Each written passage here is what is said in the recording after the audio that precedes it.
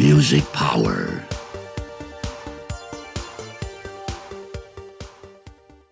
Capital Radio in the early 90s, I got to interview Bryan Adams, and he came into the studio.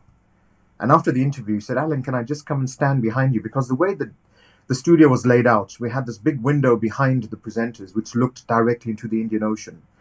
And on certain high tides, the waves would lap up right up the beach, almost hitting the back of the building. And Bryan Adams just could not believe that we had a radio station on the beach. And he stood there for about 10 minutes. And it was just him and I in the studio. The interview had done, and he had his camera because, he's a good photographer, and he took some photographs of the Indian Ocean. And then he told me, "Oh, do you know that I have a cousin in Pinetown?" And I said, "Really?" And, for that moment, it wasn't Bryan Adams, the rock star. It was just Bryan Adams, a guy taking a photograph who's a tourist who has a cousin up in Pinetown, right?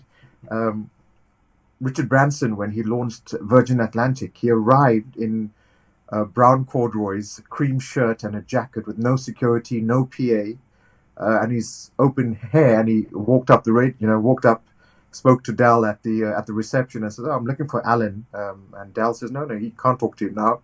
He's on radio." And I can see all of this happening through the glass paneling between the studios.